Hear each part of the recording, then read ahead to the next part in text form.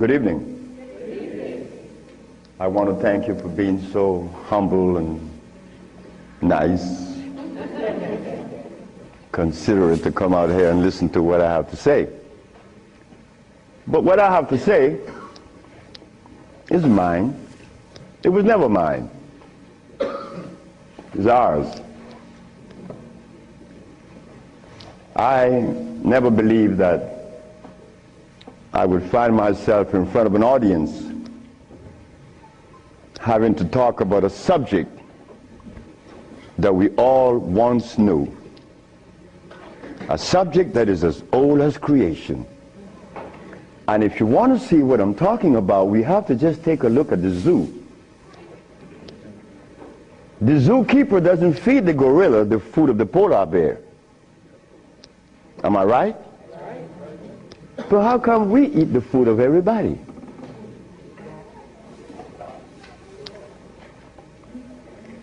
We'll begin this lecture by letting you know, first of all, I'm your brother. No more, no less than you. I can't be smarter than you. That's impossible. We have the same amount of brain cells. So how was I privileged to be navigated to this information? I don't know. I don't even question myself. I just like to live. As a little boy, I hated school. That is the truth. I didn't go to school.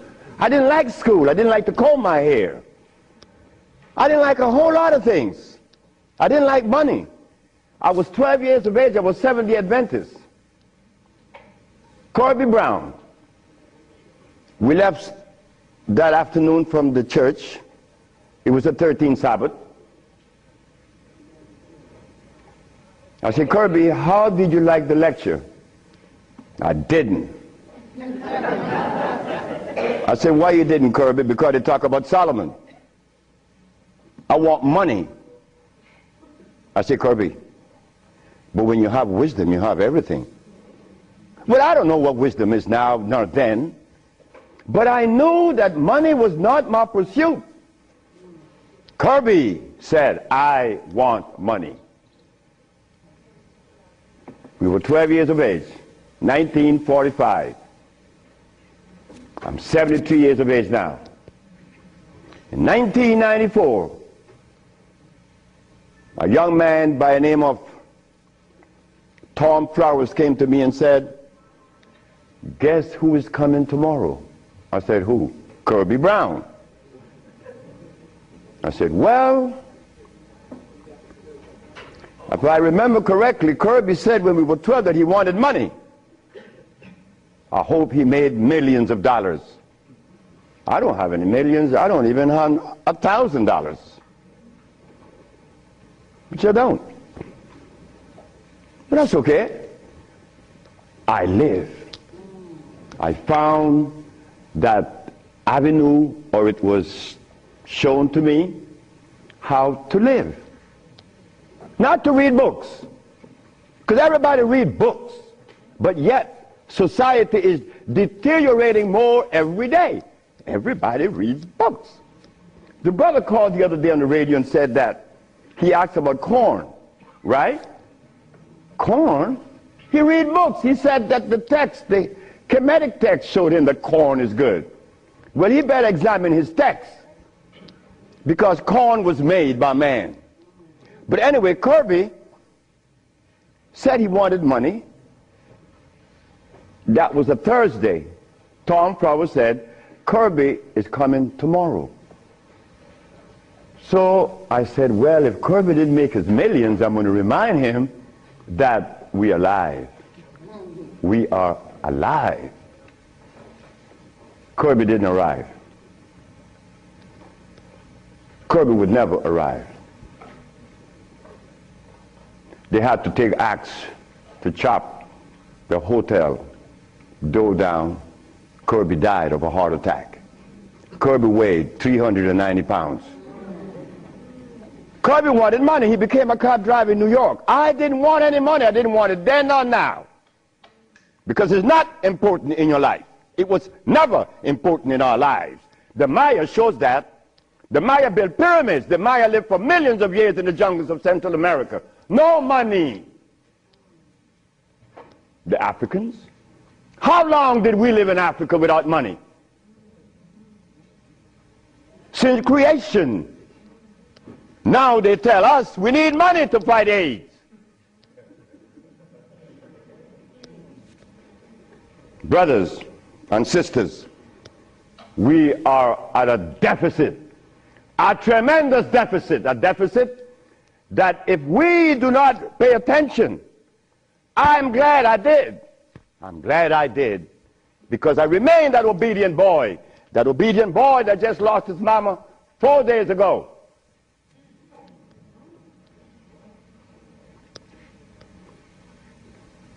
I listen. I listen. But to listen, you can't have a philosophy in your head. If you have a philosophy in your head, you cannot listen to anyone. I was there. I was a Seventh-day Adventist. I listened to no one but those things that came from the church. Well, if I was to listen to the church today, the Seventh-day Adventists, I'd be eating tofu. I'll be sick. You see? I'll be eating tofu. If I had gone to school, I would have become a medical scientist. I wouldn't have been able to cure AIDS, because they do not. They don't cure AIDS. If I had listened to all of the philosophies of Europe, I would have never been able to find the answer to the cure of diseases. But today, I'm going to share with you the African wisdom, the African brain, the African genesis, the African resonance, something that was never taught to us in the schools. Well, why should we expect the school to teach us something that would enhance our growth and save our lives? Why should the school teach you that?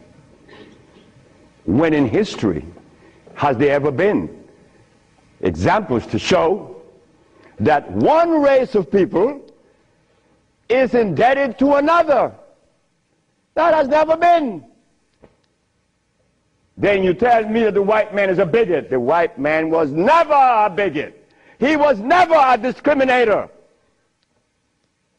The white man is a person that obeys the first law of nature. Self-preservation is the first law of nature. So the white man, whenever he proceeds to preserve his race, and we sit back and say he's a bigot, it's only because we have lost it and we don't even know how to get ourselves out of this mess. I'm one of them. I'm you standing here. But one day it was to be that your brother would be shown something that would change the profile of things. I left my country, where I was born then. In 1953 to New Orleans, I became a merchant seaman. I was 20 years of age. As a merchant seaman, I became an engineer 5 years later. I'm a steam engineer. Don't ask me how I did that, because that's going to baffle you, because I've never been to school, and I don't read books. I don't read books now, nobody's book. I'm not even going to read my own.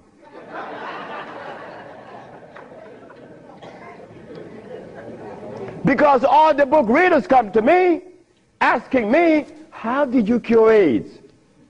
But that's like asking the gorilla, hey man, how come you keep yourself healthy without a hospital? How come you don't have any medicines? We'll begin. I became a merchant seaman right quick to take you through my life. Left Honduras without going to school, became a merchant seaman, became an engineer, worked for the County of Los Angeles as an engineer. While as an engineer, the County of Los Angeles something is to happen. Something is to change my life completely. First, it was a Mexican. The Mexican said to me, "You're dying." I said, "I know." "How do you know?" "Because I fell out going to the bathroom a Sunday afternoon, and I didn't reach the bathroom. I got up off the floor. Something must have happened between there and the bathroom."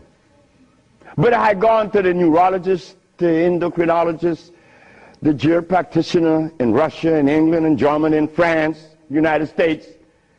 And they were people that knows what it is about. They had the great big books on medical science. But my asthma and my diabetes, my impotence was kicking. What happened to the books? They read books. All the physicians that treated this boy read books of all kinds. Nothing happened. I goes to Mexico, and the Mexican have a goat in his house. Every 5 words it was bad, bad. And I'm looking around. The Mexican said, "The goat bothering you?" I said, "No." "You're dying because you are disobedient." Then he brought the Holy Bible. "Honor thy mother and thy father, that thy days may be long upon the land." That's in the Bible, isn't it? But how could we honor our mother and our fathers when we don't even know what they were about? You don't tell that to an elephant, to honor his mother, because when he's born, he follows his mother and watch what his mother eats. Do you and I know what our mothers ate in Africa? We don't know, yet we dialogue. We dialogue on this level of intelligence because I know Plato, I know Aristotle, I know all about Diogenes, but you don't know what your mama ate. So everything that you talk about means absolutely nothing. So you see where they have us at a deficit? That's why we need each other. Now, when I became an engineer, the Mexican said, "Stop eating. Don't eat anything." For how long? 3 months. I said, "Are you crazy?" He said, "No, you nuts." You ask me if I'm crazy. You've been eating garbage for 30 years. You've been eating garbage. And I'm going to remove the garbage for 90 days, and you ask me if I'm crazy. What was I eating? Hog maws, chitlin, neck bones, crackling bread, lawn in New Orleans.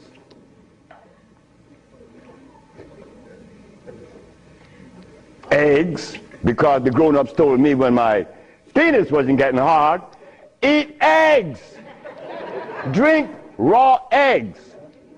And I did, by the dozens. And nothing happened. The Mexican said, "Don't worry about it, don't eat." 90 days later, I was no longer impotent, no longer diabetic, no longer asthmatic, no longer with glasses on my eyes, and this stomach hair was 42.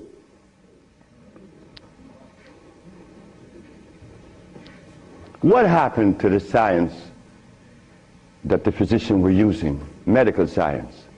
It didn't work, isn't it? But it worked with me. The herbs work with me. This Bible says,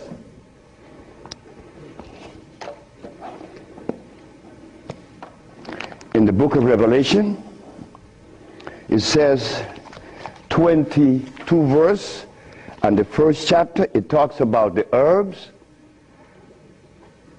for medicine. Am I right? Well, ladies and gentlemen, what could have happened to us that when my brother, who's a preacher for 30 years, was sick, and instead of going to God's medicine, he went to the physician to get a chemical in his arm. My brother died 21 years ago. I'm not a preacher. I would never be a preacher. I told that to my mother. She wanted me to be the preacher. I said, no, no, no, no, no, no. That would be the last thing that I would consider. She said, "Why?" I said, "Because I want to live truth. Even if it kills me, I'm going to live truth." And truth is, the Bible says that the herbs are for the healing of the nations. But the preacher, when he gets sick, he go get a chemical. What is the message he's sending to God? Come on, just be fruitful. Let us be truthful today. If never again in our life, let us be that today. Why do we go to see the doctor to give us a chemical when the Bible says the herbs are for the healing? Why do we go? Well, you're going to soon find out. That's what affected me then and probably affecting me now to a great degree. More than I would ever realize. Because remember, I want to go to the blackboard.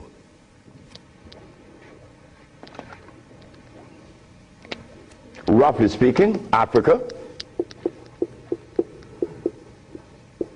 Way overhead we put America.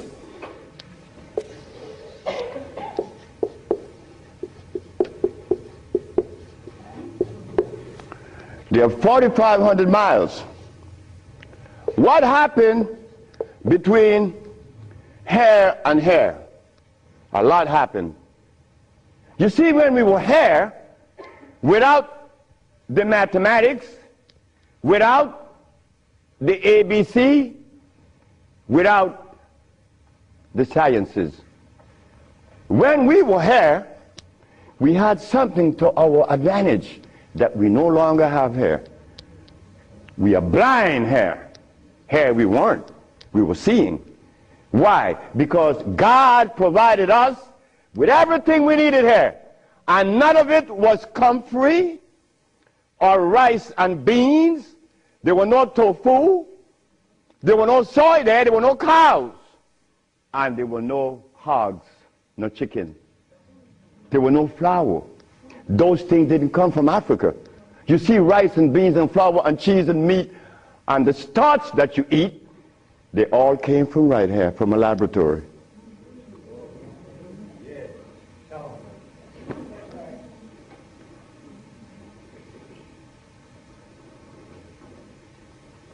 Now, for us to eat, you have to have in your big skull the understanding of biochemistry. But when we were here, we didn't have to know anything about biochemistry. Why? Because God doesn't make poisons. You see, God doesn't make carrots. Well, let me put it here. Stop the garbage. Anytime someone tells you that tofu is good for you, that someone that just gave that information to you has one eye open. But he's confident that when he tells you to eat carrots and you drink it, you have both closed. So a one-eye man is king where everybody's blind. But the one that recommends the tofu is only half seeing. He's blind. He got one eye open only. But he doesn't know it. Example. Before we get into the real lecture, pull this out. This is how people take privileges on us. They don't care about us. They bring us information that, oh God, that's why the rest of the world laugh at us. Because they know that we have both eyes closed. Here it is. Moringa. Moringa has 23 times the iron in spinach. Spinach has iron? No, because spinach, let me take my time because there's a whole lot of information. I don't want to jog it up. Anything that has a pH of 7 plus is alkali. Anything that has less, 5, 4, 3, 2, 1, is acid.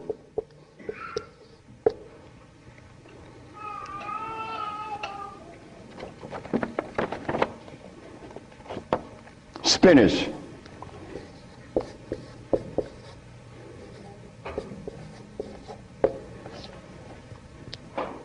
Acid. Why compare moringa with spinach? When spinach has a starch base, it has no iron.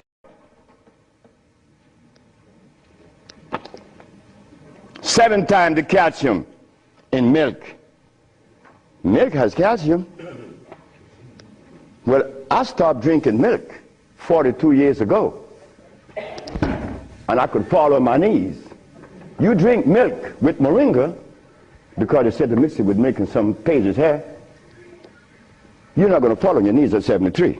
You're going to leave your knees down there. 11 times vitamin A that you find in carrots. Carrots has vitamin A. Carrots belongs on the acid side of life.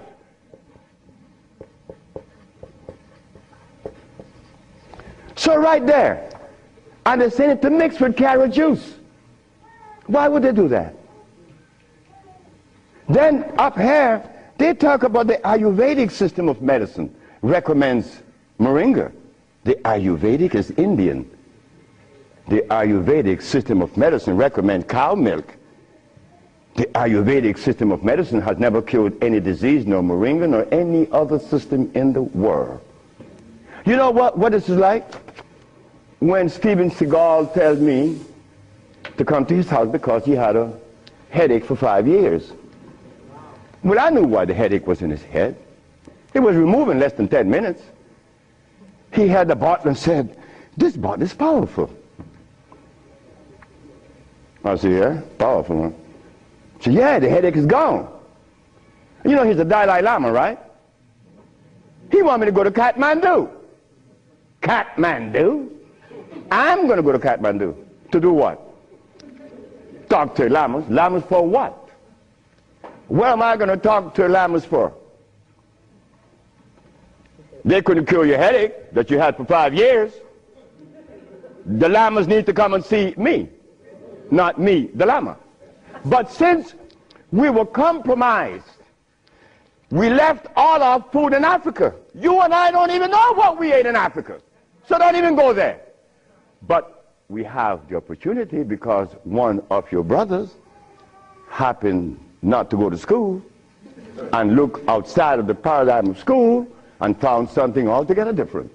And what did I find? That anything that God made is on the alkali side.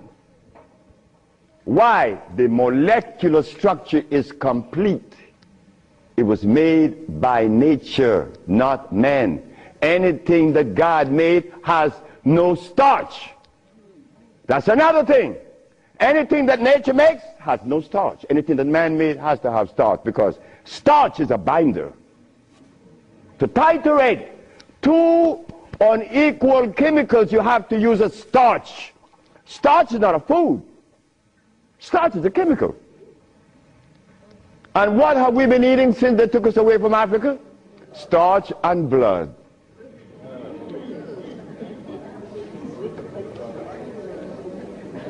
Starch and blood. We didn't eat blood in Africa. Gorilla doesn't eat blood. He eats leaves and berries. But gorillas are sane. They listen to each other, and they have a society well put together. Well, Sebi, when he became the engineer, and he found out that the pH value of things had a lot to do with healing and the properties that's to be used, I was happy. I used to run home. Guess what I found?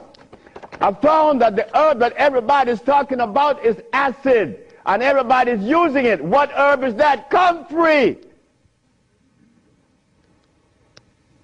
She said, what? I said, yes, it's on the acid side. And so is rose hips, enchilesia. What about golden seal? That's right, golden seal was made. It's like the stick that you put in your mouth. They call what? What they call it? The chew stick.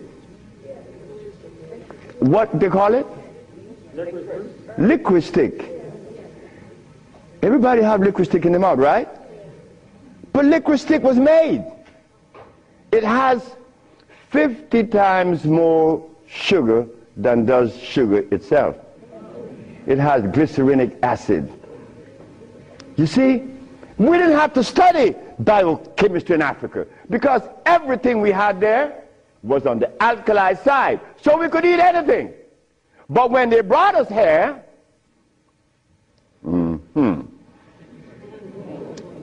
put some clothes on now. And after they put the clothes on you, come here, boy. You got to get in front of this classroom. You have to learn this ABC stuff. But hold it now. Gorillas doesn't take their cubs to be trained by polar bears. Gorillas train her own cubs. The gorilla way. But no. You and I, our parents couldn't do better. They had to take us to the school because they wanted to save us, protect us, because that's mother. Mother doesn't want child to suffer. So mother was shown that if child didn't go to school, they'd be illiterate, and the society is made up where you must go to school if you want to buy a Mercedes. But in our society, school, what you mean by school? We don't have such animal. We build things. And those who've been to school can't even build the pyramids today. Not in Honduras, not to mention the pyramids in Mexico. They're 4 times the size of the pyramids in Egypt. Oh, yes. I know Ben joking, I didn't talk about that. But that's okay. Because he need help like I need help. We all need help. So the school that we thought was going to be so equitable, so useful, has become a deterrent. Because those that have been to school doesn't cure anything. How did I learn and I didn't go to school? Easy. We baby-aged kids, we don't die. Right? We do it. I'm not wiser than you. I may be more mischievous than you. I know that because I do some mischievousness that you would not believe. But anyway, as an engineer, I went to work one night and I began to test herbs. And I begin to see that all the herbs that you guys are using are acid, every single last one of them, except for burdock, yellow dock. They're natural herbs. And the other one, which is the red clover, that's a natural herb. They're alkali. They're very good. So I begin by compounding herb from all over the world. And lo and behold, a blind man was killed named Mr. Fredericks. Then the Japanese, Fred Takashita's wife was killed of endometriosis. She had a baby. She was never supposed to have a baby. It's a white lady from Utah. My boss brought his daughter and his brother with ulcers. They were cured. The boss came to me one afternoon and said, "So you're going to leave me?" I said, "Yep." He said, "You're going to leave me? On your resume, you said that you didn't go to school. And the only reason why I hired you is that I was curious to find out how could a man have an engineer license, never been to school. I wanted you to fail. But instead, you did something that is extraordinary. Are all black people like you?" I say, "Brett Howell," his name is Brett Howell. "Are all black people like me?" I say, "I'm the dumbest." "Yes, they're all like me and more powerful than me." "But how come they're not doing what you're doing? You killed the blind man. You killed my daughter of ulcers. Could they do that?" I said, "They could do it better than me. But why aren't they doing it? Because they're afraid of you." I'm not afraid of God. I'm not afraid of the devil. I'm not afraid of anything, especially you. Because I don't live in fear. So I say, "Brett Howell, the black man of America is afraid of you white people because you guys made him afraid of you. And you should not feel good about that. It's not about me hating white people, loving black or hating black. It's about understanding. Nobody's going to help us but us. Nobody in this world, whether white, black, Chinese, or Arab, could help us. it's impossible for them to help us. Why? Because they don't know us. They don't have our genetic predisposition. Look, as a Christian, I used to eat pork. Of course I eat pork, and I love it. But as a Muslim, I eat lamb, which is 10 times worse than pork.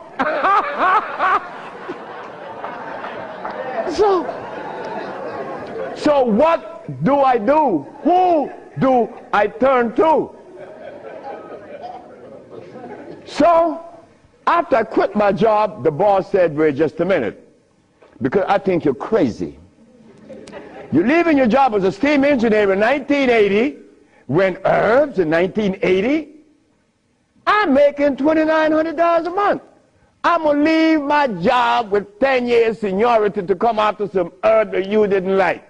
Why did I do this? I had to do it. It wasn't that I could see that far. I can't see beyond my nose. Talk about years ahead. But I had to quit my job. And I had to question myself, why am I doing this? But I did.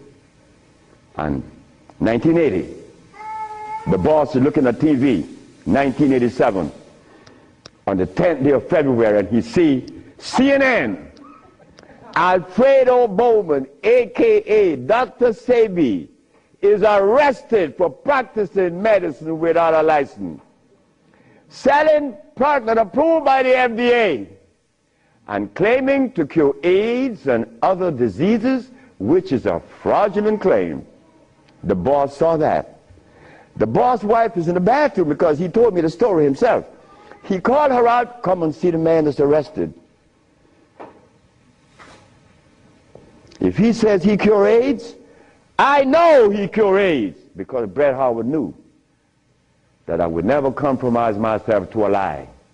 When I talk, I know what I said is the truth, but I also know that in America, you could also be dead right.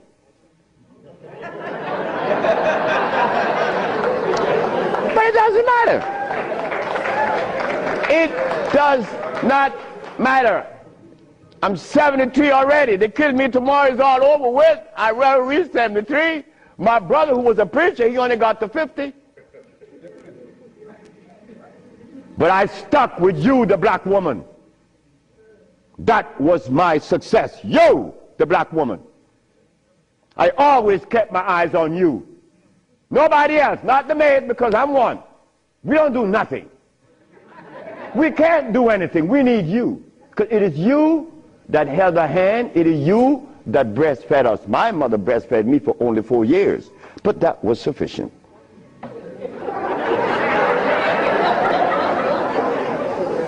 In 1962, two statements was made in a barbershop. 1640 Claiborne Avenue, New Orleans, Louisiana. Timothy Barbershop. Tim Barbershop. Ernest Moriel walked in there when he was a lawyer. And every time Ernest came in the barbershop, we used to jump on Moriel. I mean, we used to kick him around the place. Moriel said, you see you niggas? One day, I'm going to become mayor. And I'm going to remember you, Alfredo. That's me. The big mouth. I'm going to have you in jail. Ernest became the mayor of New Orleans. I was in Los Angeles, and the most hurting thing in my life was when I heard that Moriel had passed with asthma, a disease that I used to suffer with, that I was cured of in Mexico, and that I have addressed so many times. Moriel died. Ernest Moriel. Then another statement was made by me in that same barbershop. I said that I would give the black woman a gift. Brother said, Logan said, Sapphire? I said, yes, Sapphire, your mama. I said, she was the first, you came out of her. She held your hand. She teach you everything about the basic things of life, and then she cut you loose. Now she worth nothing. She's Sapphire. I'm going to give her a gift. 1962, that statement was made. But 1962, I was sick. I had asthma, I had diabetes, I was impotent, I had everything under the sun. But in 1964, I was cured, and years went by. Then I found out this is the gift to the black woman. The healing that I found is in your hands now, black woman. Yes, it's in your hands. So in 1987, I was arrested. And while I was in jail, I was the happiest man in the world. Because when I was 40 years of age, I was going to work, and I passed by Miss Louise Wright's house on my right, and I made a statement: I'm going to help humanity. And here it is.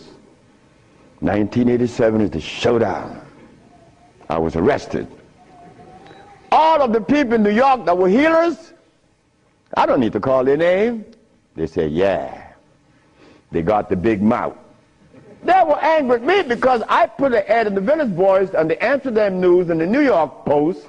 AIDS has been cured by the USHA Research Institute. And we specialize in cures for leukemia, sickle cell, impotence, blindness, cancer, and others.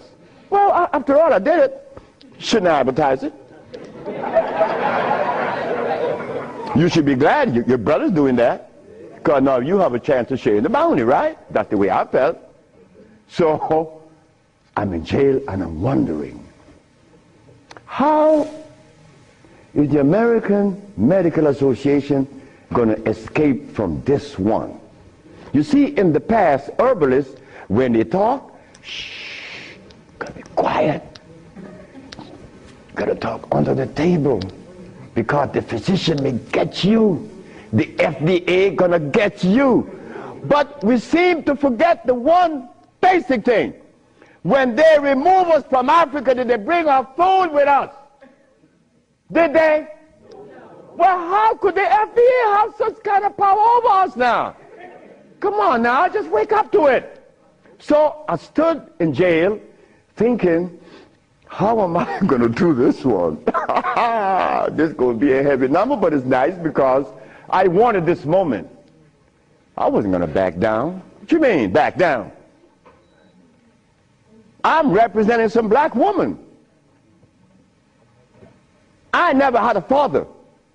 I never had a man in my confines to tell me something. No, I never had a stepdaddy. I had a woman. And then another woman, my grandmother. My great-great-grandmother lived to 124. Her name was Elizabeth. And she lived 70 years without a man. My great-grandmother lived 112. She lived 68 years without a man. My grandmother died at 100. And she lived 50 years without a man. My mother died 5 days ago. And she racked up 40. My mother died while I was coming to see you. I didn't turn back. You know why? The relationship with me and my mother was one of love.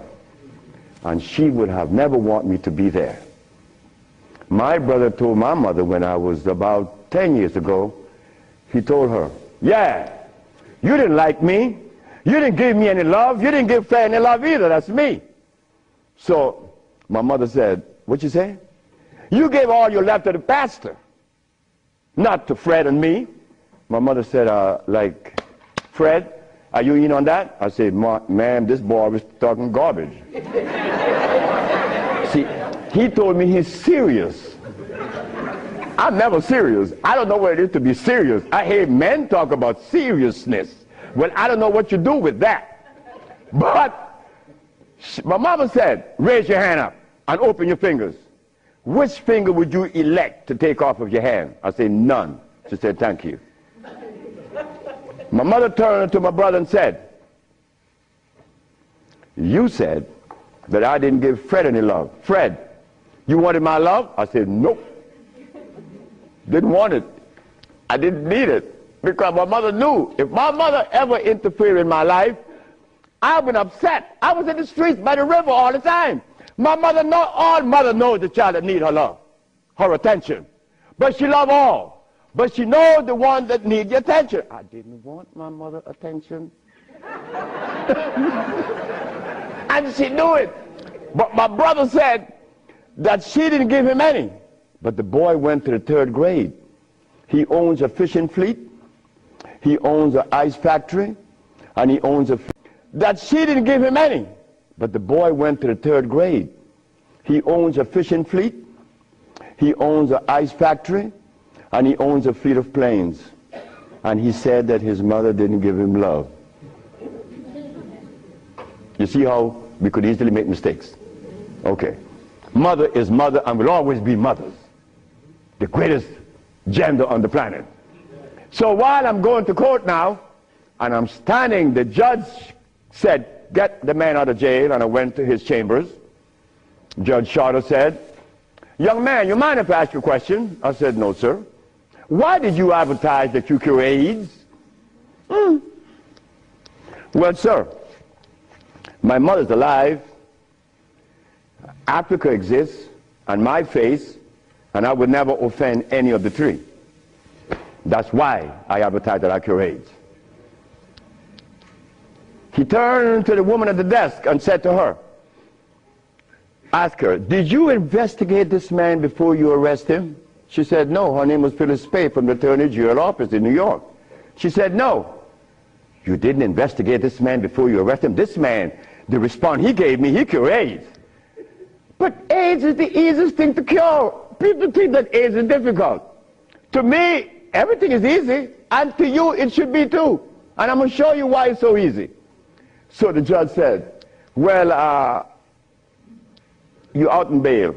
And that was February the 12th, I got out of the 13th. But the case doesn't begin until 88. September. I have a year and 8 months. Why the judge gave me so much time, I would never understand. So I waited. Trial date. This is where the showdown with black and white. Not better or worse. We are not better than any white man or Chinese, no. We just happen to be different. That difference has never been treated by any religion or philosophy. There is a difference that needs to be understood. So while I went into court, the judge said, well, Dr. Sebi, will you please begin? Where do I begin? Begin where you say you cure AIDS and the physicians say there's no cure. The physicians are 100% right. There is no cure for AIDS or any other disease. The judge said, just a minute. There's a contradiction here. The newspaper says that you cure AIDS. Then you agreeing with the physicians. That's a contradiction. No, it's not. When you're limited, it is. But when you leave out the box, it isn't. She said, help me. She said, of course. The physician take the position that there is no cure for AIDS or any other disease, and the physician are 100% right, according to their philosophy and their perspective. Their medicine didn't show them a cure. So how could they say that there is a cure? But the perspective that prepared me, there is cure for AIDS and every other disease. Oh my God, when I said that, the physician jumped up. Your Honor, Dr. Victor Herbert said, Your Honor, what other perspective could there be? After all, you know, this patent on us, the FDA has a patent on us. You cannot talk. The FDA talk, you shut up. Oh yeah? Well, I'm gonna find out. So, the judge said, what perspective is yours? Dr. Victor Herbert, Dr. Bonanno, and Dr. Christopher said, how could there be another? I said, there is another, Your Honor. And what is the other? The African bioelectric cell food. I've never heard of such a thing. That's what the physician said. He have never heard of the African bioelectric cell food. I said, of course. But we have to remind the good physician that he have not heard of a whole lot of other things. But that doesn't deny the existence of the African biomineral electric cell food. What is it? Okay. The allopathic claim that there are multiple diseases. The African biomineral balance negate that position. There's only one disease, never been two. The allopathic claim that to treat the multiple disease you must use a chemical, which is violating God. Right? The African biobalance said no. It's a nutritional approach, electric food. Your Honor, I told you that this man was insane and unscientific. He said there's only one disease, but there's only one. Remember, I'm the boy that didn't go to school. I'm going to break things down to the least common denominator. When I was a steam engineer, I found out that in a machine, thermodynamics I'm talking about, or an automobile, the only thing that could cause this machine to go bad is what? Short circuit, obstruction, overheating. The same thing with the human body. So what did I do? I put compounds together that would cleanse the human body of what? Of mucus. In so doing, AIDS, sickle cell, lupus, herpes, blindness. But it sounds too simple, right? Well, that's not my fault. They have complex things, and then they deal with the complexity. And boy, that's a job. But with us, on our journey from Africa to America, it was easy because the slave master had a ship and brought us over. But getting back to Africa, we get confounded. We can't go back now. We don't know how to go back. We better not even go back. Because when I tried to go back, this is what I did. My first trip with a passport was to Kenya. So I went to Kenya and they said, where your passport? I said, I have no passport. I said, I was taken away 500 years ago. I'm back.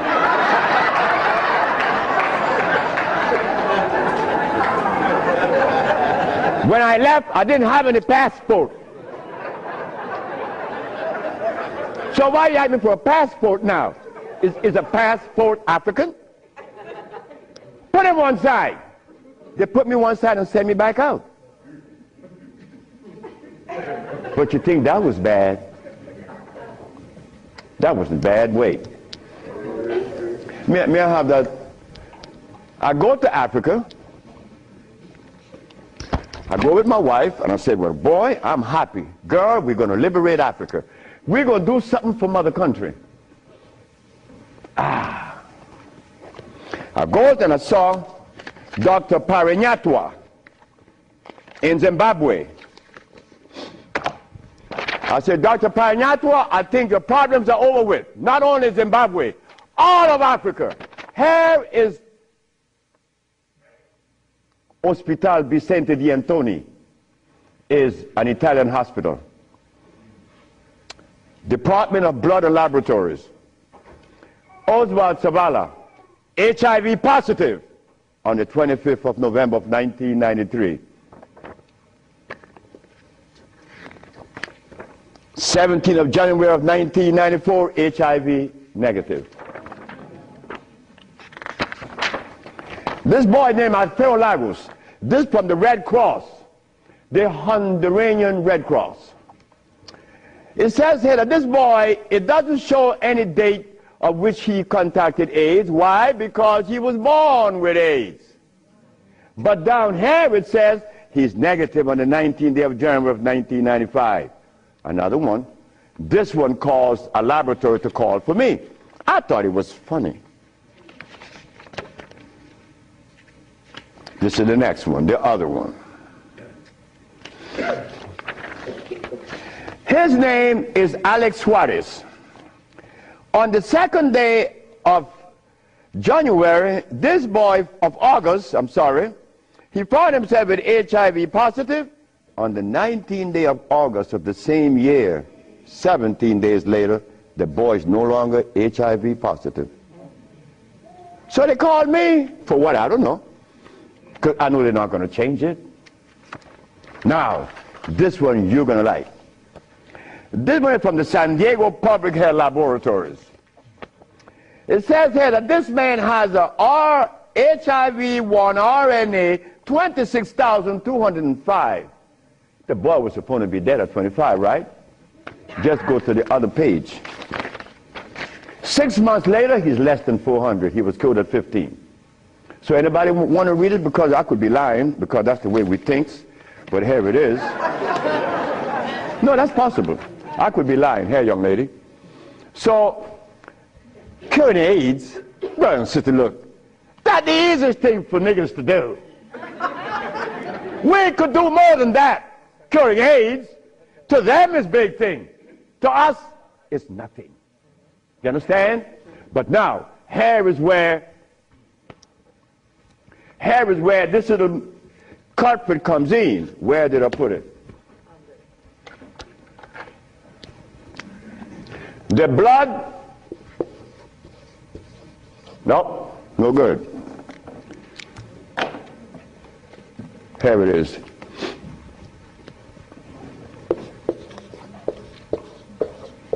Blood and starch.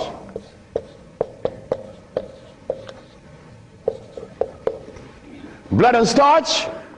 Blood and starch is going to prevent you from doing what the ants does for each other. Ants, when it's getting ready to rain, you know what they do? All the black ants, they begin to do what? Cut the leaves and take them to their little nests. Ants doesn't eat leaves. They eat the mycelia that grows on the leaves with the temperature. They are farmers, but they provide when it rains. Red ants does the same. But we black people, we can't do that. Because when your brother showed the world that he cured AIDS, why didn't the African countries jump on it? All the African people eat is blood and starch, nothing else.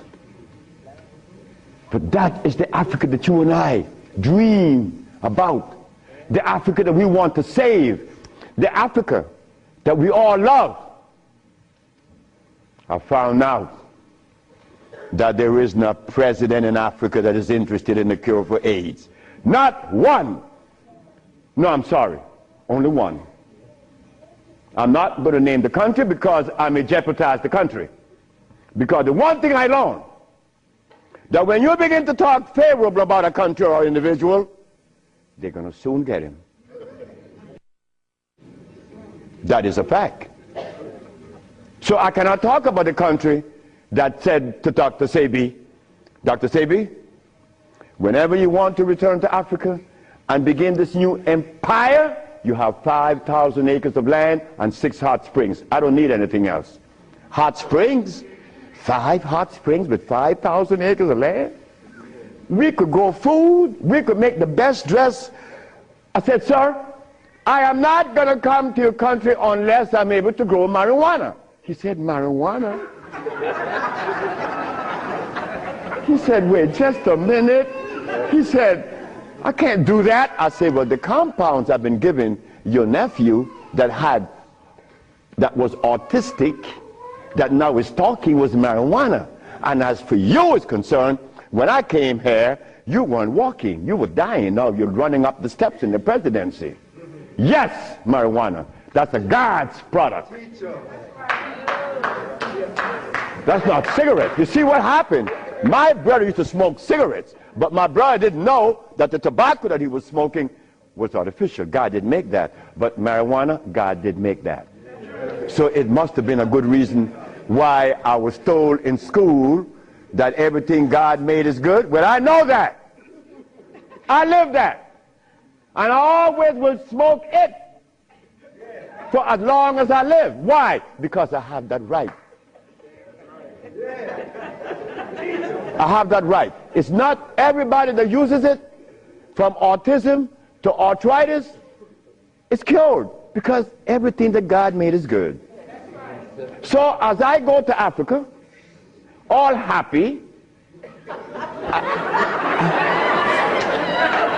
I came back with my tail between my legs, because ain't happening. It ain't gonna happen. They're not interested in that. But the one thing I noticed today and yesterday, and you may have heard it, President Clinton and Sanjay Gupta, they found the end of AIDS. How could they find the end of AIDS when they have not found the end of diabetes, the end for sickle cell, the end for any disease? But they're going to tell us that they're going to bypass these lesser diseases and jump on the major one, and they got the cure for it.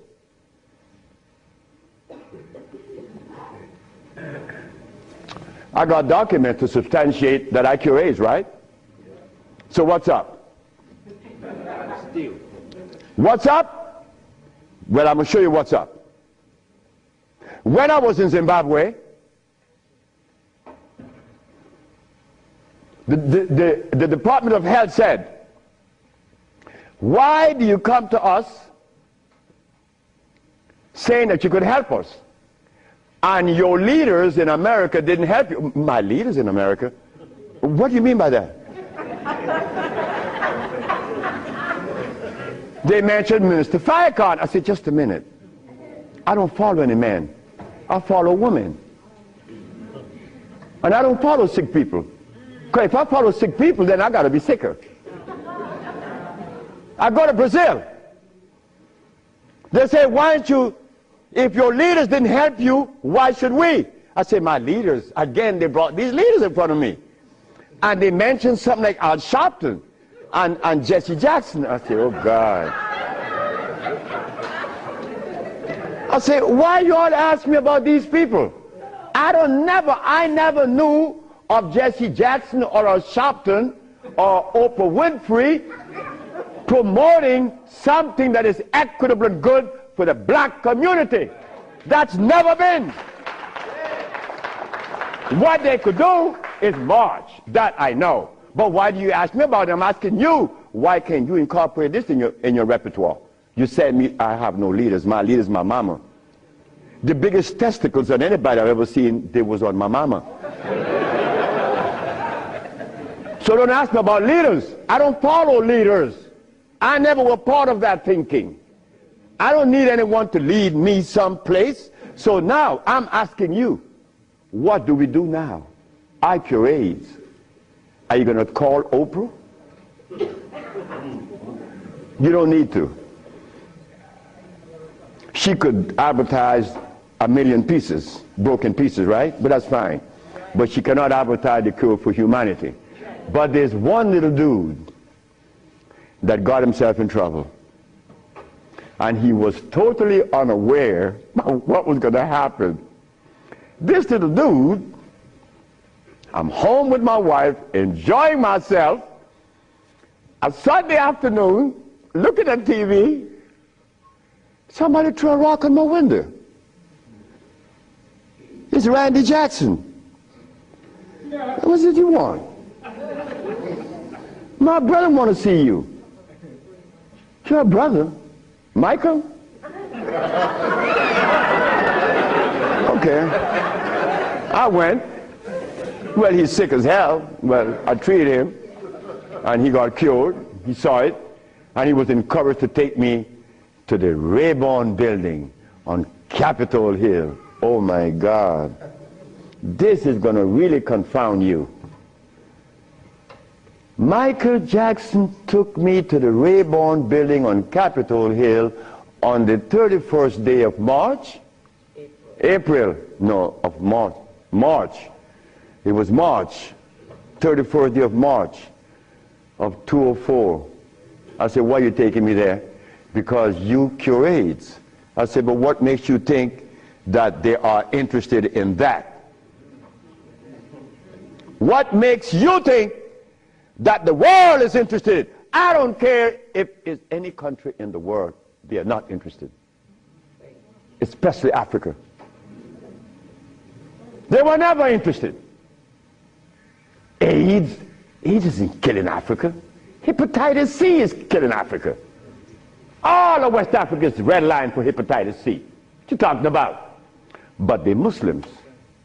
So they have to eat the Muslim food, which is goats and lamb.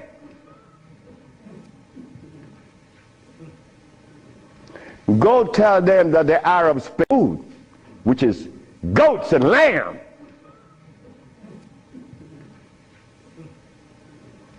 Go tell them that the Arabs played a trick on their brain. You cannot do that. Me, I remain the son of the jungle woman.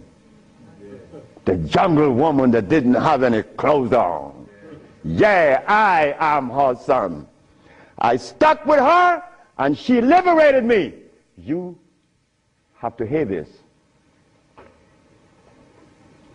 One morning, I woke up and I heard the music that was playing. You know how you turn your radio on and you're sleeping, but the music on the radio would influence you, and you dream that you're seeing the artist that's playing, right?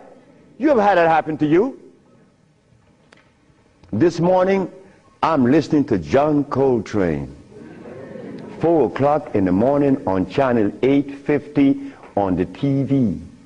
I'm sleeping, and I'm hearing John Coltrane playing Interstellar Space. But then something was happening while this music was playing. I was looking at a black woman doing this from behind a tree. I woke up, and I didn't know how to interpret that dream. But then I was leaving that morning for Los Angeles. As I got to the airport, the governor was there. The governor said, "That's him. That's the man that cured Alcida of leukemia. That's the man I'm talking about." The governor had a lot of people around him. So I went. I was leaving for Los Angeles. He was leaving for the capital. He didn't know that we were going to meet that morning. So they was talking to me and asking me questions. Finally, 2 men that were standing away from me, they were white men from the United States. They came up to me and said, "Well, we have heard of your miracle cures." I said, "Sir, I don't even know what a miracle is, especially perform one. I just happen to cure leukemia. That's not a miracle. To you it may be. Because your school of thought have you to believe that curing these diseases is one great big feat. No, it's simple common sense. I'm an African.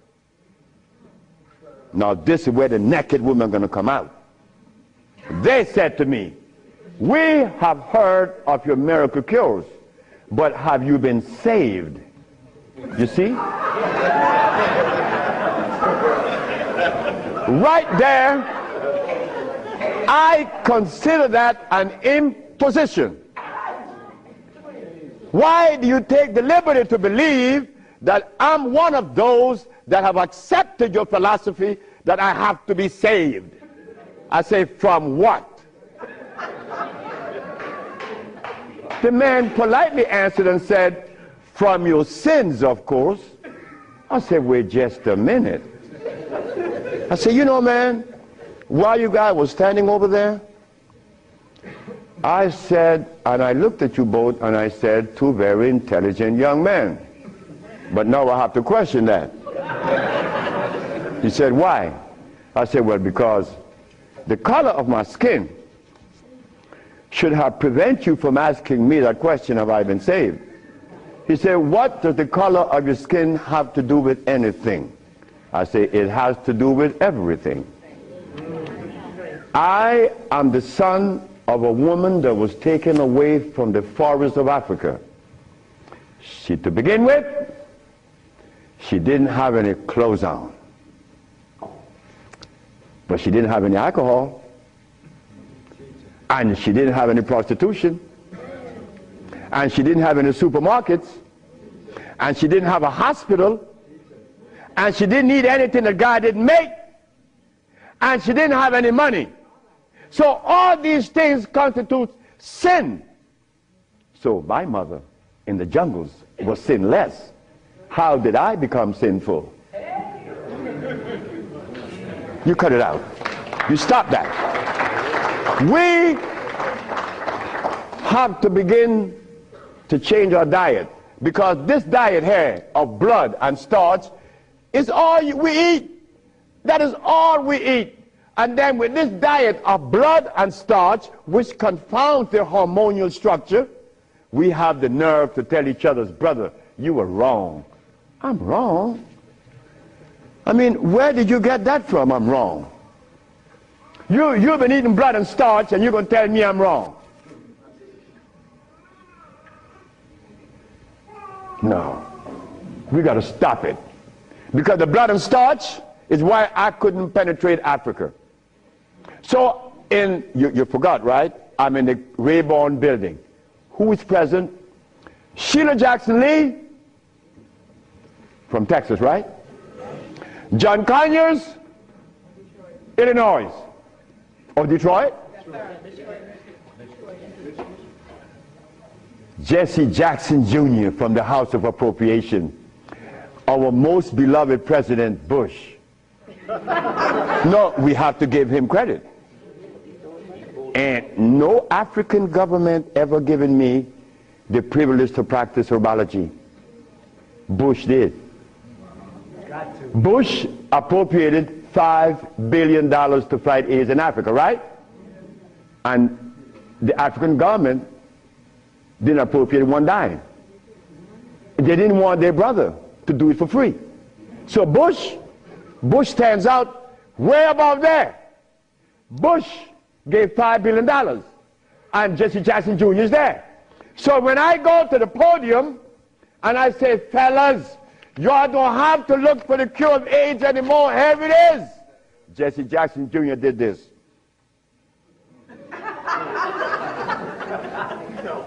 I said, I'm going to talk about this. I have to write about this in my book. Because you, not me, but you and I believe in the leaders. We hope that they could do something, right? Well, they had a chance. So 17 African ambassadors. Only one came to me from Mali. The only man came to me and said, Dr. Sebi, I have to respect your position, and I appreciate your position. You have proven that you cure AIDS, and I would like for you to go to Mali. But that's not the country I was talking about previously. He just presented himself that day. But Jesse Jackson Jr. didn't tell you that I cure AIDS, right? He didn't tell his daddy either, isn't it? And Miss Sheila Jackson Lee didn't talk about it, right? And so did John Conyers. So who gives a damn? You see? But that's good. That's good. We don't need leaders, isn't it? So we're going to do it. Because we're doing it now. Because those black women I'm talking about, there's one sitting there. They are going to tell the world we cure AIDS. But last night, Clinton and Sanjay Gupta is on CNN talking about the end of AIDS. How about the end of sickle cell? How about the end of lupus? How about the end of herpes? How about the end of blindness? They didn't find those, but they find the end of AIDS. How is that possible? Are we going to buy that too? Are we going to let them continue to say that there is no cure for AIDS when your brother is curing it? So we are guilty. We are the one that's guilty, not the leaders, because they're sick. All the leaders are sick. You can look at them and tell they're sick. So we have to forget about the leaders, right? So which animal in the forest follows a male? None, right? They all follow females. So how did we begin to follow males? I mean, that was the most, look, the one thing I wanted in my life was a woman laying by me as my significant other or my wife, that she didn't have a God or a devil in her brain. That woman is sitting there. Because I could not have a woman laying by me and she worshiping something else. I mean nothing to her. No, you worship you. That's who you worship. That's who we worship in the forest. And we were doing quite well because none of us, her children, could talk about how long did our parents live in the forest of Africa. You don't know. For millions of years since creation. Did we have money? We live a perpetual vacation. Now I gotta wear this stupid suit on. When I didn't have to wear any clothes. But now just to live, I have to have a $15,000 suit on, a $5,000 shoes. I have to have all kind of stuff on me. And then I qualify. I qualify. Do you have a master's degree? Man, I didn't go to school. Oh, put him aside.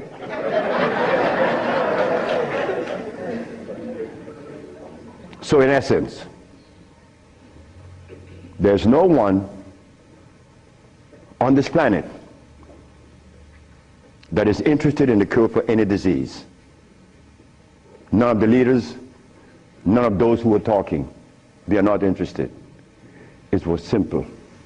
It was understanding that is alkalinity that cures, not acidity. And any healer that comes to you with these things, like adding carrots, like moringa, it says here, one of the things that I are careful with, it says here, if you add carrot juice with it, it's going to help you. But just a minute, carrot was made by some dude in Holland. It's very acid. So this moringa knows that you have both eyes closed, so I could sell you anything. We don't want that anymore. We don't want to tell stories anymore. We don't want to protect the stories anymore. But you see what happened? When you have been healing or call yourself a healer for 20 or 30 years using comfrey and rose hips and recommending tofu, and someone comes on the set and says that you may not be quite right, man, you get off there. You begin to get crazy.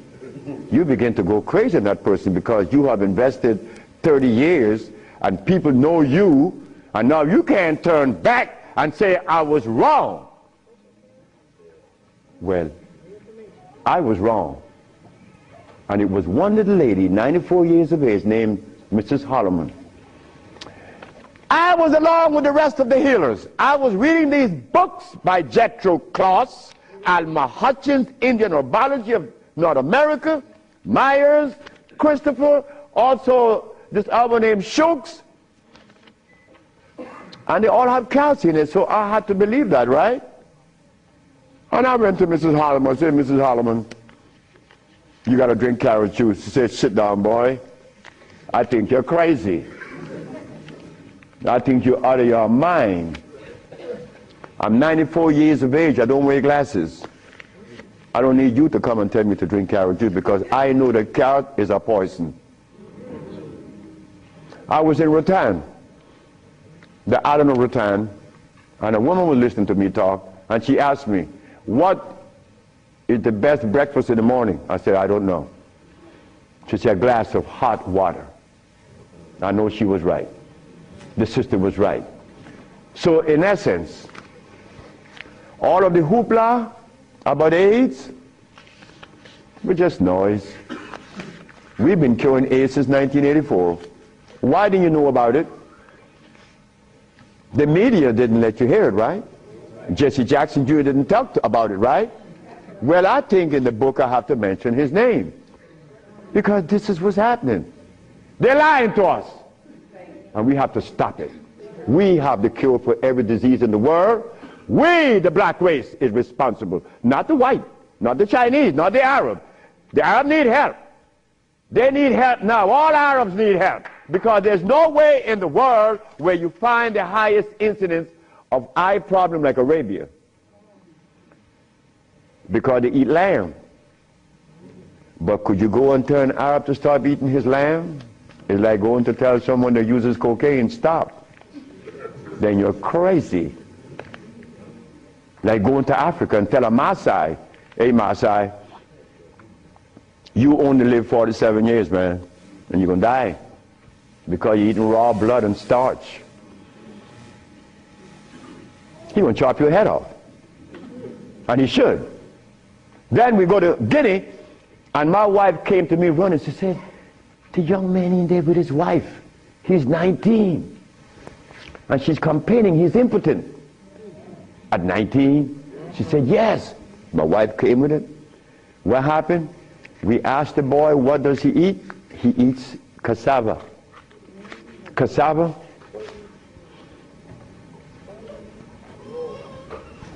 We say raw? Yes. Go to Guinea. It's a what? Cassava.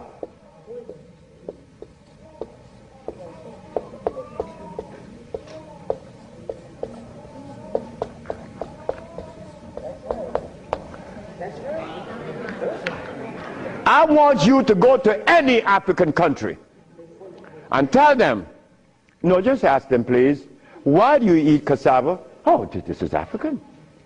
This is from history.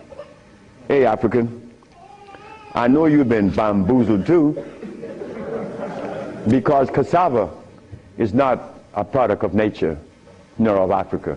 Cassava is a starch that needs the aid of a man to grow it. Cassava cannot grow by itself, and it has cyanide. But the cyanide has already affected the brain. He cannot think for himself. It's like talking to a Haitian or a Brazilian. In fact, the only country that I have ever visited that have people dark like me, but nobody in Brazil is black. Brazil.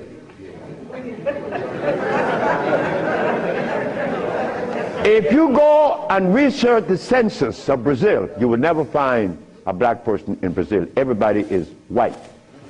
That is how much they have offended us, that we hate the very image that God made. Something is wrong. Something got to be wrong. Me,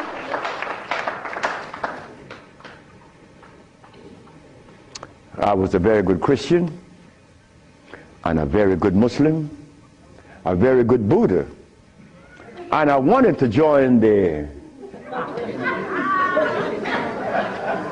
well, I don't want to mention it, but anyway, I was a good everything. But what I found, that they were feeding me the wrong food, and I had to deny all of them because they feed us garbage. There isn't a religion in the world that have fed the black race in America or anywhere in the world the food that is consistent with their cellular predisposition. So if you, my religion, is feeding me the wrong food, then what is the message you are sending? It's like putting gasoline in a diesel car. You would not get to South Philly.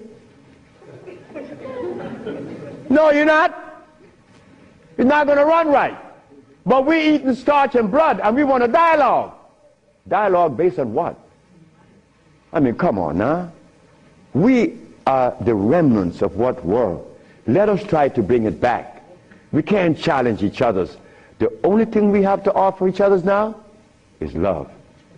But to get to that point, a sister told me the other day, because I made a statement in the church, a brave woman stood up and asked me, Dr. Sebi, what have you learned from the entity that you are forwarding to us now? What have you learned from it? I learned to kiss everybody's butt. And I meant that. It came out that way in the church. Well, I had to give it that way, because that is the way it came to my brain. I kiss everybody's butt. It's easy. You see, it makes it easy. When you start kicking it, somebody's going to do something to you. And when you start kissing it, they reward you. So this sister came to me, and she was very smart. She said, do you literally? I said, drop your panties.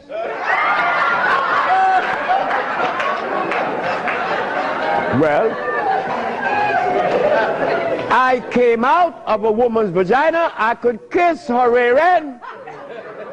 That's easy, isn't it? Is it easy?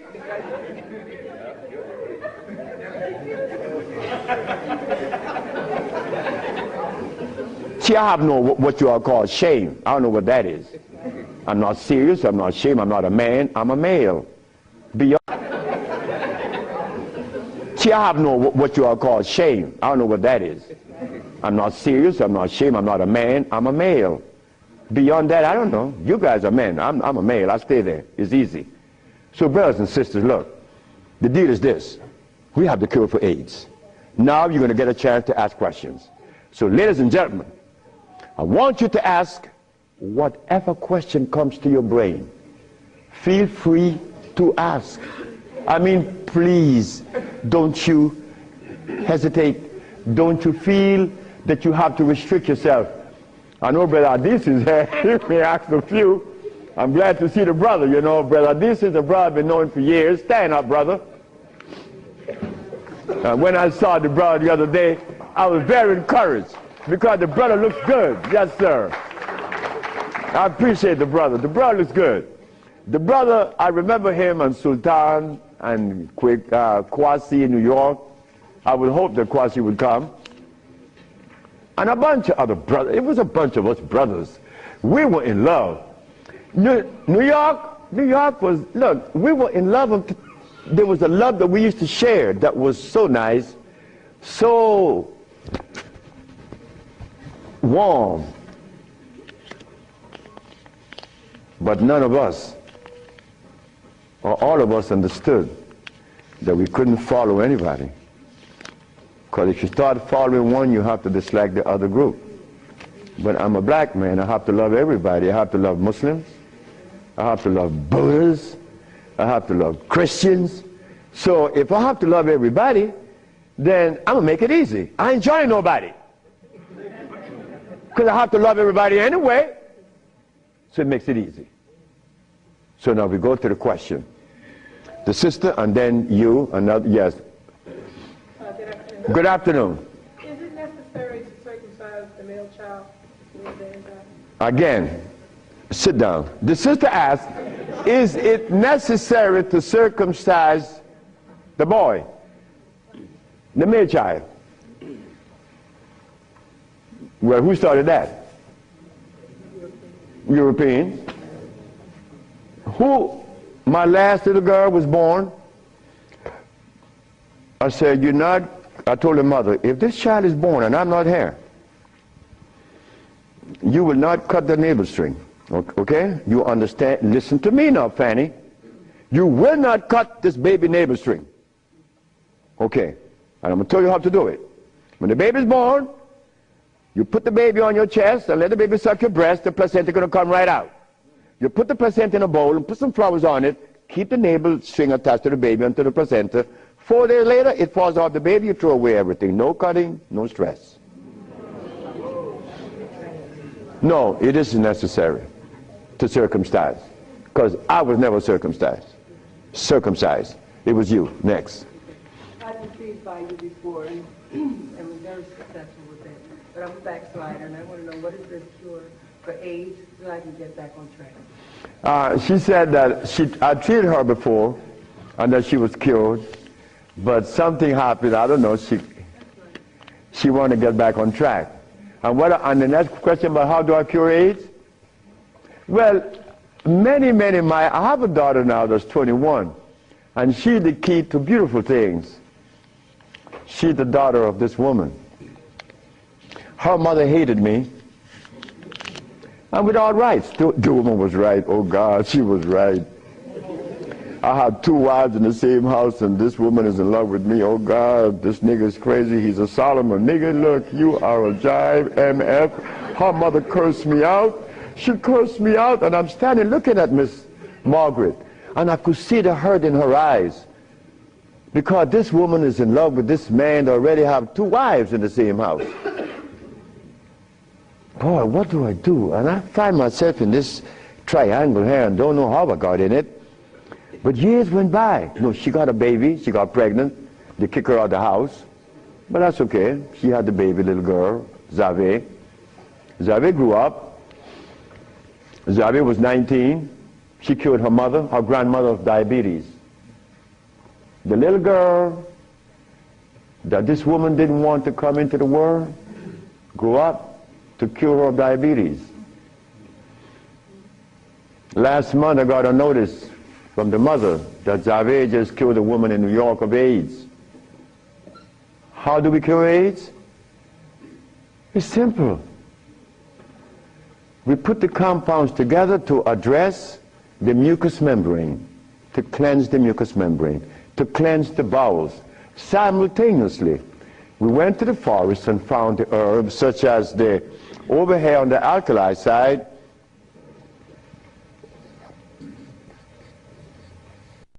sarsaparilla is an herb that has the highest concentrate of iron. Fluorine, iron. Guaco, that is a plant that has, I thought I had a stick with me because I'm always chewing on it. This is guaco. Guaco is a plant that would definitely strengthen the immune system because it is iron again. But it has potassium iodide, no, potassium phosphate, not iodide. Iodide comes from the ocean. Kankansa, that's an African plant. Kankansa is an African plant. This plant has one of the highest concentrate of what? Potassium phosphate. Those are just few of the plants. We use about 40 some odd plants to cleanse the body, strengthen the immune system, and electrify the system, because you want to electrify the body. That's how simple we cure AIDS. We cure AIDS. We don't treat AIDS. This thing here says that Moringa said, and they keep repeating it, that they uses it with the belief that it's going to cure. They think, oh no, we got to stop talking like that. We cure. That's how we got to start talking. If you don't cure, get out of the way. Because you're lying to people. Next question. The brother. Peace and blessing. Peace and blessing. I'm really enjoying your lecture, and my question is, when you see a client, what's your thought process? When I see a client, my thought process, I already know what the brother needs. Like the Mexican knew what I needed. The Mexican said, you're dying because you have disobeyed. Unconsciously you disobeyed. So when a brother comes to me, I already know what the brother needs. I don't need to go into a whole bunch of scientific jargons and intimidating the brother by putting light in his eyes, iridology. I don't do that. I don't do anything. I just give you what I know you need. People come to me for compounds from Japan. She killed a woman in Japan named Kaoto Kita in Kobe. She never seen the woman. She was in hospice already. With cancer what?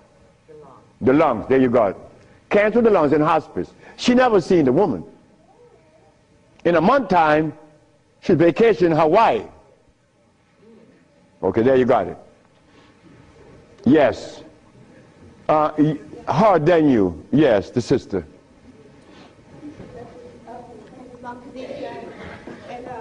I have a sister who she was diagnosed with Alzheimer's, and she's been in my care for 2 years. I do have her on a fresh food diet, all organic foods, all raw foods, and I'm seeing a big improvement. But I feel as though she needs some other things. And what else can I do to help her? Alzheimer's. She has Alzheimer's, yes, sir. Okay, Alzheimer's. That's a brain problem, right? Remember what I said? There's only one disease? Okay. When you have mucus in the nasal passage, it is sinusitis. When you have mucus in the bronchial tubes, it's bronchitis. When you have mucus in the lungs, it's pneumonia. But now you have mucus where? For you to have Alzheimer's, where is the mucus? So we have to remove the mucus from out of the system, especially the brain, but then we have to feed the brain. That's where biochemistry comes into play. the brain. Like if the sister was suffering with rickets, that's bones, right? So we have to address calcium.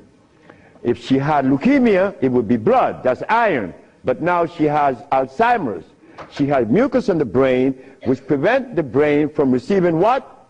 Oxygen. Now, what is the brain composed of? Copper and carbon. That is what produces electricity. Copper and carbon. It's simple. Copper and carbon produces electricity. You go to an electrical plant, and all you're going to see is a big wheel turning, and it's copper. But against the wheel are these carbon brushes, and the friction of the carbon and the copper produces the resonance they call electricity. Electricity is not fire, it is vibration. But when you short circuit it, it's become fire. So yes, we do have, but she must go to Honduras. What is her age approximately? What? Oh, she's young. She's young. She's very young. She could go to Honduras, and it would be fast. Why Honduras? Like sister went to Honduras with her husband, Linda, Richie, and her husband. She will see the improvement in days. Like the woman went down with a goiter. Like the brother went down there with his stiff leg, and in 3 days he was running up the hill. And he could not believe it. Like, this is where a name comes to mind. And I want you all to remember this, because this is a woman that we all love and we all respect. A brother was taken to Honduras, to the village. You see, the thermal waters in the village has a pH of 8.9. One of the highest attainable pH in waters is found in Honduras and in Africa. Thermal waters, that is. The little boy named Shelby, he has AIDS. He has Kaposi sarcoma. All the black spots on his body. The boy went to the thermal bath 1 day, 2 days, 3 days, 4 days. The boy came out of the bathroom screaming. The black spots were gone. His mother and my wife Ma'a were very close friends. Ma'a told Malakia, take Shelby to Honduras. On the 4th day, he's doing good. How long is Shelby going to stay there? 1 month. I said, 1 month, he's cured. On the 4th day, the sore disappeared, right? On the 10th day, he tell his mama, I want my passport. She said, for what? I want to go back to Los Angeles. Dr. Sebi says that you have to stay here a month. He said, bitch, did you hear me? That is what we, mothers and fathers, get from our children today because of those hamburgers. It wasn't Shelby's fault. It wasn't that child's fault. That child went back to Los Angeles and began to use crack and died about 2 months later. But Malakia is telling the sister that you all know very well about the incident. Present was Oprah Winfrey, and she said, she was telling the story to her aunt, which is Maya Angelou. Well, I'm nobody. I'm nobody anywhere in the world. I just happen to cure AIDS, but that means absolutely nothing. My son told me I messed up. I should have been a boxer in cracking people's jaws. I get millions of dollars. But the crack jaw come to you and they pay you pennies. So you are nobody, daddy. In this world of today, curing AIDS or any disease means absolutely nothing. I am not a famous person. I'm insignificant. So Miss Oprah Winfrey said, well, if he's that good, how come I haven't heard of him? Well,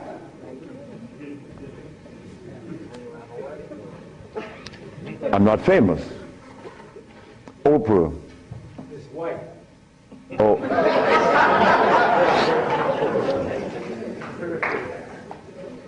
My book would be out in July. I know she's not going to advertise it, although she suffered embarrassment with 1 million broken pieces. But that's okay. We have to remember the blood and starch. So when you go home, you remember the blood and starch, because that prevents you from liking you, from loving yourself. Because I was there. I was there. Did I want to blow my brains out once? Yes, I did. Well, why was that? I was stressed. I was eating blood and starch. But when the Mexican came and said I was wrong, I listened. And here I am, 42 years later. Do you see the benefits of this? A Mexican came to rescue me, to rescue you. So we cannot. But wait, the other part of it is Africa. There isn't an African country that I could go and practice herbology. But why did Bush, who all of us think, or most of us think the man is bad, how come I could practice herbology in the United States? You got power over him. That's why. I don't have any power. No, I don't. Because I don't even know what power is. I just know what's mine. That's all. I know what's mine and what's yours, what's ours. So what's ours, when the Supreme Court said, the FDA said, you are not supposed to sell these products. Exhibit A. The FDA said, what? That I'm not supposed to sell my products? Well, maybe the FDA knows the food that is consistent with the African cellular predisposition. Because when they removed us from Africa, they didn't bring food with us. Maybe the FDA knows about these foods. Could you tell us, please, Mr. FDA? But when the FDA talks, we get scared. Scared of what? They're not God. You understand me? No, I don't have any power over nobody. I don't want that. If you know what I like to do, you would know I don't want any power. the brother in the back. Hepatitis C. Yes, sir. Mr. Charles Fisher. Who is Charles Fisher? He was the manager for LL Cool J. That was my second case of hepatitis C. Yes. What is hepatitis C? The liver has been stressed. Right. Beyond. Hepatitis C is nothing. Maria Elena from San Pedro had cancer of the liver. Her mother and her aunt bought the black dress to bury her. The doctor sent her home to die. Maria Elena's sister saw a newspaper with me in it. She said, hey, there's a nigger down there in Jutiapa that got a big mouth that says he could do a bunch of stuff. And she came. 2 years have gone by. Maria Elena is healthier than her sister. Yes. What is hepatitis C? It's when the liver has got so toxic and loaded with what? With poison. Blood and starch. So we clean it, clean the body. Because you have to clean the intestines, you have to clean the liver, you have to clean the blood, because all of these has been affected. Yes, brother, we have cured many of hepatitis C. So what herbs would you use, doctor? It's not an herb, it's a therapy. Therapy? It's a therapy that we have. Okay, I was sort of encouraged to, what's that, interferon. Interferon? Yeah, I was encouraged to be... Brother, interferon is something that's been on the set for 25 years, and I have been curing AIDS and sickle cell and lupus, herpes, blindness, and paralysis. Interferon doesn't do that.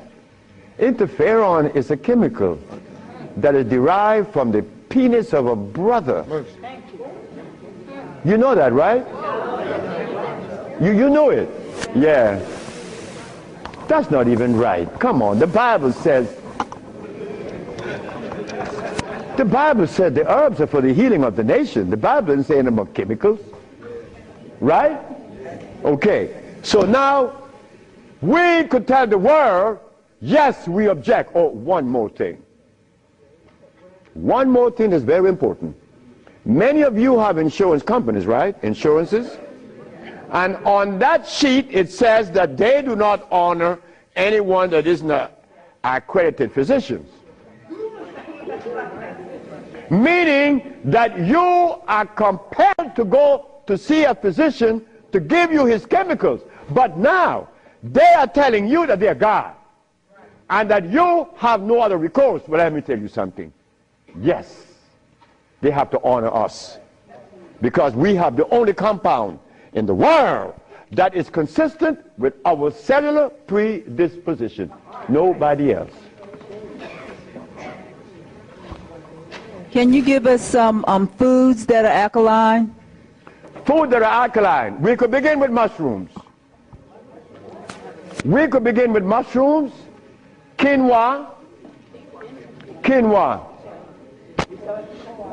quinoa,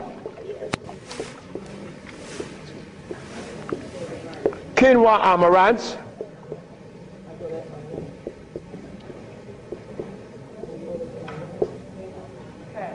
mushrooms,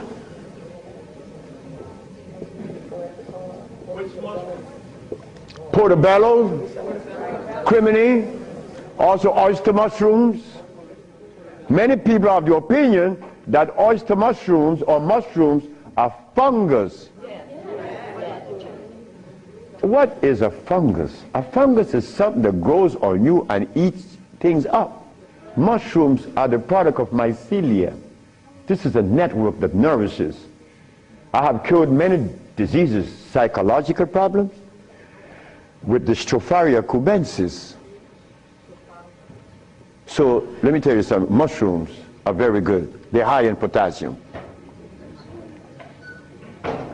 Yes. And then the next, wait.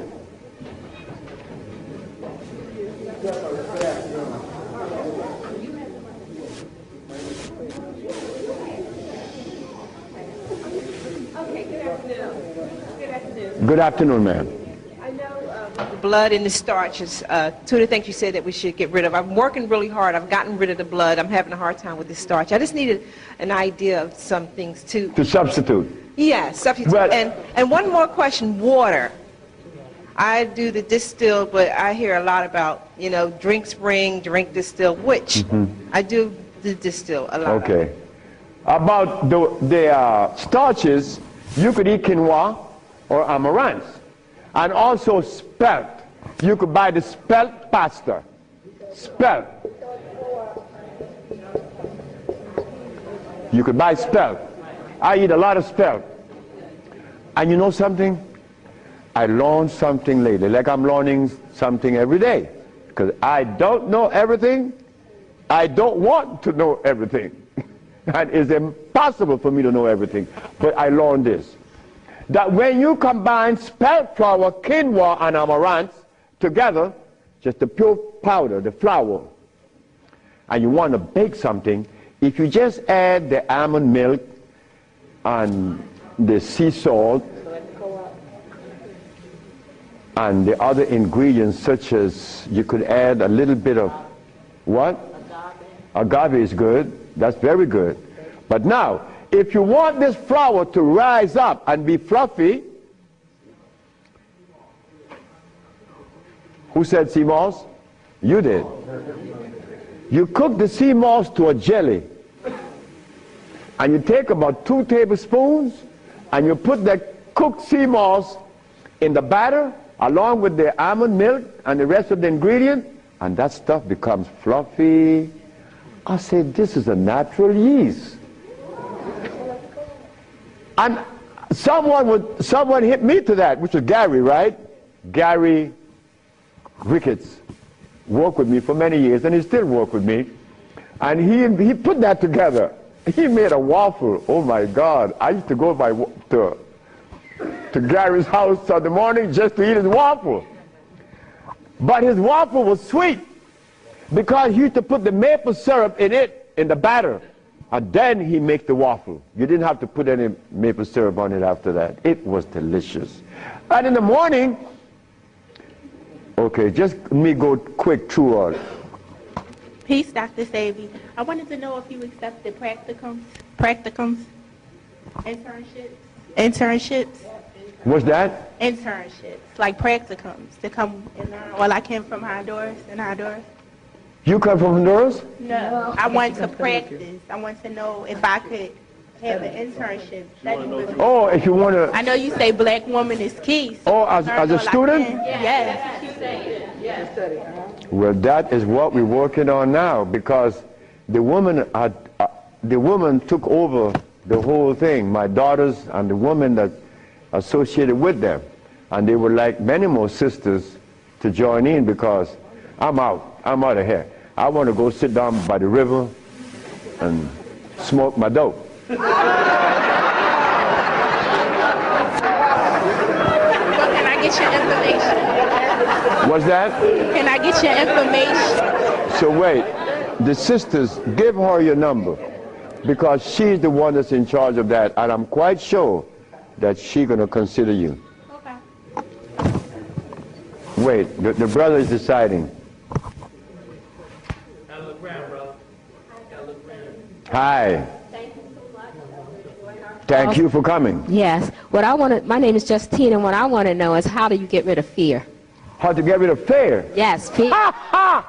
There ain't a nigga in the world as scared as me.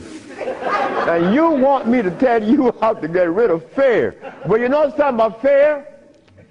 Fear.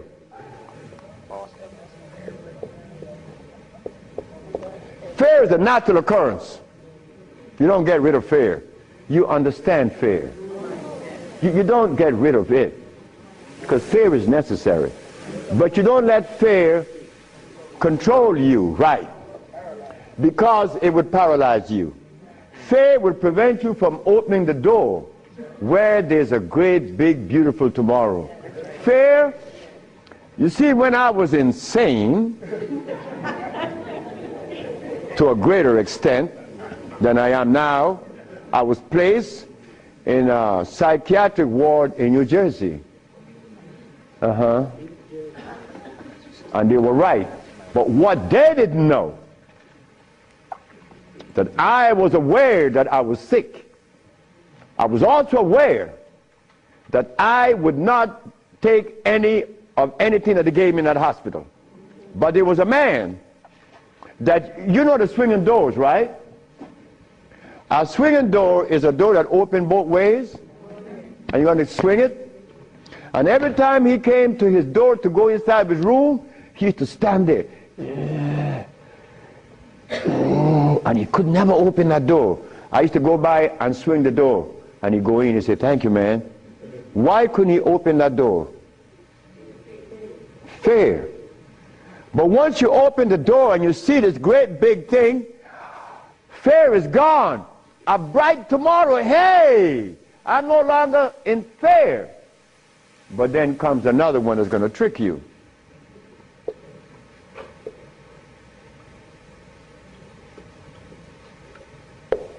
What that surety? Is E? All right. Surety. Surety make you do this. Yeah, I'm bad now, but there could be a quicksand there, and you're gone. So you learn that when you conquer fear, then you walk, but you test carefully. And if you conquer surety, then you go into the other one. And this one I'm going to really trick you. Power. Power gives you a freedom to execute, but not to violate. Because if you violate, even though you're in power, they will kill you. They did that to Nicolae Ceausescu, right? In Czechoslovakia. Because Nicolae Ceausescu wanted everyone to stop eating meat. Because he knew. But you don't change people overnight. They killed the man. Because he imposed some other laws on them that were cruel. He used to kill them too. So power has to be understood, not to be misused. Then if you survive power, then you get the last one that's going to get you.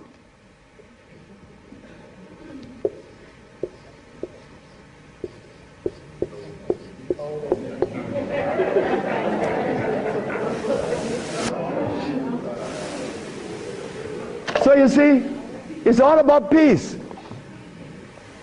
I'm happy that I'm 73 years of age and that I'm happy, but I have to thank the Mexican. But when I go around my brother 73, are you all right? I say, Marcel, that's the only one alive now. My age. I say, you asking me if I'm all right? No, man, I'm not all right. He's coughing. He got these back pains and stuff. And I say, you could do better than that, because you're only 72. I'm a year older than him. But he can't see beyond where he's at. And I shouldn't expect for him to make such a leap, because I didn't do it that way either. Because even after the Mexican had stopped me from eating the stuff, I went back cheating with some chicken. And one day I went by Brother Bill Stenner's, the Golden Bird. You all know the Golden Bird in LA, right?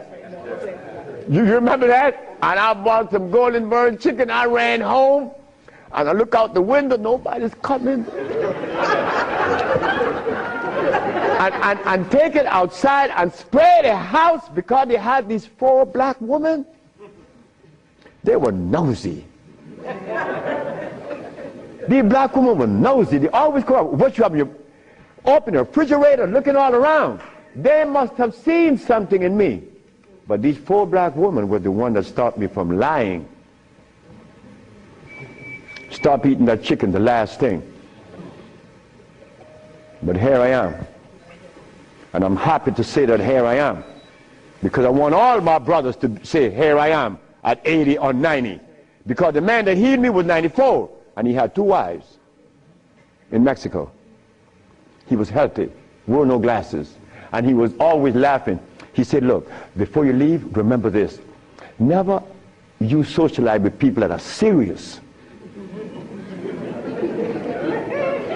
Serious people are sick. Because there's no reason to be serious. Because I cure AIDS and diabetes, I've proven that. And I'm not serious. I'm your brother. I want to play with you. I play with my wife all the time. I don't have no time to this other stuff. If this other stuff comes in, then something is wrong. Next question. Hi, Dr. Sebi. My question is, as a woman, how do you cure high blood pressure and rapid hair loss? High blood pressure and what?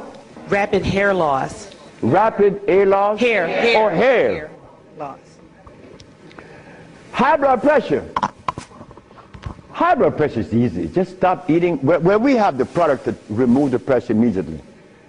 People go down to Honduras, and in less than 3 days, the pressure's down. The man just came from Caymans. That's right, Caymans. Grand Caymans. He came down with high blood pressure, diabetes, and impotent. A young brother, 52. 3 days later, man, my pressure is down. Dr. Sebi, my pressure is down. See, yes, I know that. What's the problem there? Why are you so amazed? 5 days later, my sugar is gone. I don't have no more sugar. And then, on the 10th day, he come with his girlfriend telling me. I like to see that. Because I was impotent. And these old folks in Honduras was telling me to drink eggs and wine and meat, cheese, butter. And the Mexicans say, you're crazy. Stop eating, and you can get all the sex you want. Stop eating, and it happened. So brothers, if you're in trouble, stop eating. And there's a product outside, they call it Viento. Brother, I don't care how much in deficit you are, you will be out in less than 24 hours. I know. I have to be abreast with that because my wife is 20 years younger than me. I can't allow this woman to get ahead of me. You understand? And she looks good and she's youthful. So I have to maintain energy. And I want all of you brothers to understand that that stuff that we eat, wait. Just draw this for you, that we will see what it is I'm talking about. Because this is important.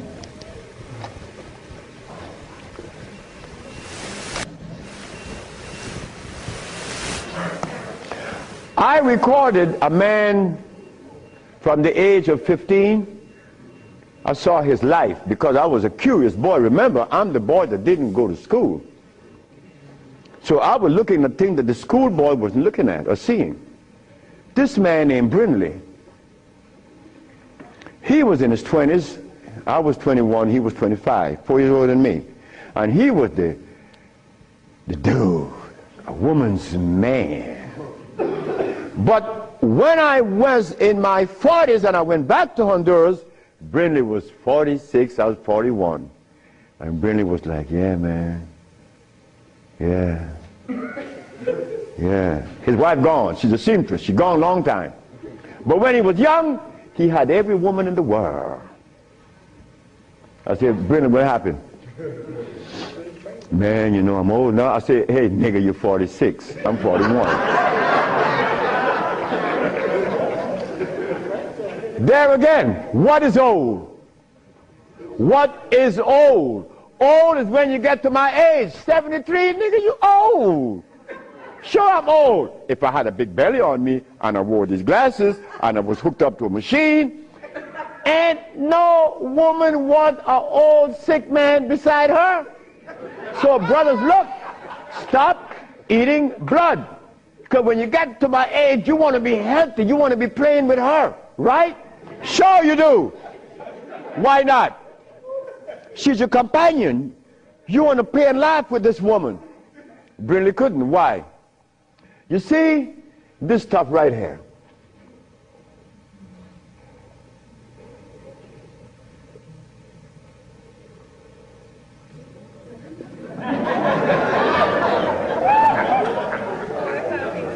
This is what a man plays his manhoodness with, his penis.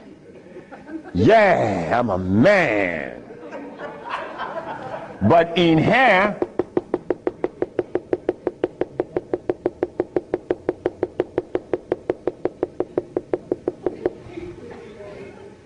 to keep this penis erected, these little orifices, they call veins and the rest, has to be opened for the blood to flow, or else